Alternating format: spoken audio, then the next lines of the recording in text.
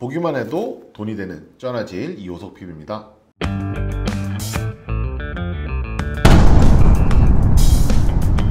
페이스북이 전격적으로 이름을 교체했습니다. 이게 어느 정도로 전격적인 교체냐면 주커버그 외에 핵심 인원들을 제외한다라고 하면 아무도 몰랐다라고 이야기를 하거든요. 그만큼 굉장히 비밀스럽게 추진했던 거고요. 바뀐 이름이 바로 메타입니다. 메타는 여러분들이 생각하시는 그 메타버스의 메타를 뜻하는 거고요. 회사 로고도 앞에 있었던 파란 바탕에 F 모양이었다고 하면 이제는 흰 바탕에 무한대를 뜻하는 팔자를 옆으로 눕혀놓은 모양으로 바뀌게 되었는데요. 미국 현지 언론에서는 뭐 로고가 별로다, 로고가 뭐 프레지를 닮았다 뭐 이런 식으로 이야기는 하긴 하지만 그렇게 비아냥거리지 않더라도 결국 회사 이름을 바꿀 정도로 페이스북의 미래에 대해서 굉장히 오래 고심한 끝에 내린 결정이라는 걸 알 수가 있고요. 실제로 주커버그 같은 경우에는 10개월 정도 고민을 한 끝에 이러한 결정을 내렸다고 합니다. 그렇다면 페이스북에서 메타로 바뀐 이 회사 과연 앞으로 어떻게 될까요?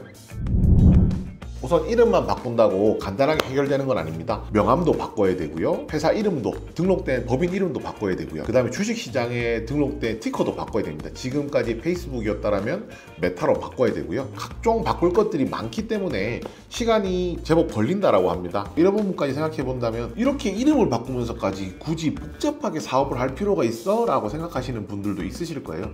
이게 어떻게 생각하면 되냐면 우리나라의 네이버라는 회사가 갑자기 이름을 바꿨다라고 생각을 하면 되고요. 그러면 저희가 쓰는 메일 주소도 네이버닷컴이었는데 갑자기 뭐 다른 걸로 바뀐다든지 뭐 이렇게 생각하면 될 것 같거든요. 그렇게 생각한다면 이렇게 비용이 많이 들어가고 피곤한 일을 왜 할까라고 생각할 겁니다. 그런데 그만큼 앞으로 성장성에 대한 고민이 있었다라고 생각을 하고요. 그런데 생각보다 그 플랫폼의 파급력이라든지 성장성이 좀 낮다라고 생각한 겁니다. 실제로 이 부분을 어디서 알 수 있냐면 페이스북의 기업 가치를 통해서 알 수가 있는데요. 메타로 사명을 바꾸는 그날 당일까지 시가총액을 비교를 해보면 마이크로소프트와 애플이 2,900조 원 정도 되고요. 구글 같은 경우가 2,300조 원 됩니다. 같은 빅테크 기업인데도 불구하고 그 메타, 페이스북 같은 경우에는 1,000조 원 정도밖에 되지 않았거든요. 기업이 1,000조라는 건 굉장히 큰 겁니다. 큰 건데도 불구하고 애플이나 마이크로소프트보다는 한 3분의 1 정도의 규모밖에 안 되는 거고요. 구글하고 비교해도 한 2분의 1, 반토막밖에 안 되는 규모라는 걸 생각해 본다면 같은 빅테크 기업임에도 불구하고 SNS 플랫폼의 성장성의 가치가 그만큼 낮게 평가된다는 걸 알 수가 있습니다. SNS란 플랫폼 자체는 하드웨어라든지 소프트웨어 이렇게 연관짓기가 굉장히 좀 힘들다고 할 수 있습니다. 오히려 기존의 애플 같은 경우에는 스마트폰이나 노트북이라든지 태블릿 PC 이런 것들을 통해서 플랫폼을 활용할 수 있는 방안이 더 넓다라고 할 수가 있거든요. 이것은 비단 애플만 해당되는 건 아니고요. 마이크로소프트 같은 경우에도 엑스박스라는 게임기를 통해서 이런 플랫폼들을 활용할 수 있는 방안이 있다는 걸 생각해 본다면 페이스북 같은 경우에는 이런 부분이 다소 부족했다라고 할 수 있습니다. 그런데 페이스북이 과연 이 메타버스 아니면은 이 플랫폼을 활용하기 위해서 노력을 하지 않았느냐 하면 그것은 절대 아니거든요. 저희가 VR 기기로 굉장히 유명한데요. 전 세계 VR 기기 점유율 한 70%를 차지하고 있는 오큘러스라는 회사를 2014년도에 인수를 했습니다. 결국 이제 오큘러스라고 하는 그 VR 기기 회사와 페이스북이라는 SNS 기업 자체가 연결성이 좀 많이 떨어진다는 겁니다. 그렇다면은 이 연결성을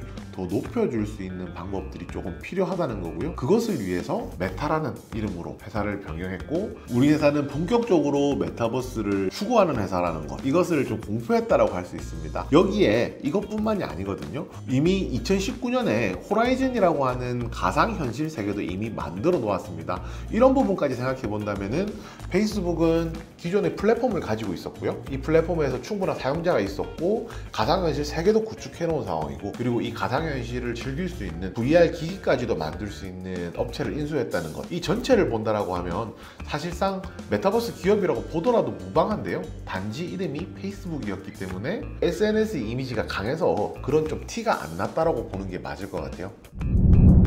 여러 가지 언론이 있는데 페이스북 이름 바꾸기를 이미지 세탁이라고 표현하는 곳도 있더라고요. 일견 좀 맞다라고 생각을 합니다. 페이스북 같은 경우에 페이스북 페이라는 전자결제 서비스를 가지고 있었는데요. 여기서도 이제 페이스북이라는 이름을 지워버렸습니다. 노비라는 이름으로 이제 바꾸게 되었거든요. 이런 부분 본다면 페이스북이라는 이름 지우는 것 자체에 대해서 굉장히 노력을 많이 하고 있구나 라는 부분을 알 수가 있고요. 이 노력은 실적을 발표하는 데 있어서도 반영되어 있습니다. 앞으로 이번 4분기부터는 실적을 발표할 발표하는 데 있어서 기존 SNS와 관련된 실적 같은 경우에는 패밀리 오브 앱스라는 타이틀로 발표를 하고요.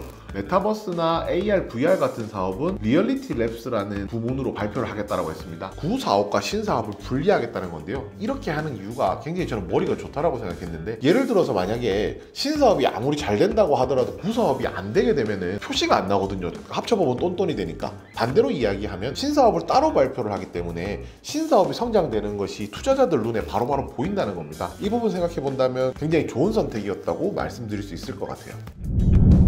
페이스북은 미래 메타버스 플랫폼의 지배자가 될 수 있는 그런 이제 능력이 되는 기업 중에 하나라고 볼 수가 있거든요. 그런데 그런 기업이 주가가 싸다면은 투자할 매력이 충분히 있지 않을까요? 2022년 내년도 실적 기준으로 페이스북의 PR은 18.6배가 나오고 있습니다. 저희가 빅테크라고 부르는 애플, 아마존, 알파벳, 마이크로소프트 이런 기업들의 내년도 실적 기준 평균 PR이 30배라는 걸 생각하면 페이스북의 18.6배라는 PR 자체는 굉장히 저평가라고 할 수 있고요. 미국의 S&P 500 기준으로 보았을 때 S&P 500 전체의 내년도 PER이 20배라는 걸 생각해 본다면 페이스북이 얼마나 저평가되어 있는지 알 수 있습니다. 이제 미래를 선도할 수 있는 기업, 성장주죠. 이 성장주가 PER 자체도 굉장히 낮다라고 하면 투자 메리트가 그만큼 충분히 크다, 이렇게 말씀드릴 수 있습니다. 미래 메타버스 플랫폼의 지배자가 될 수 있는 회사를 PER 20배에서 싸게 살 수 있다는 것은 굉장히 좋은 기회라고 할 수 있습니다.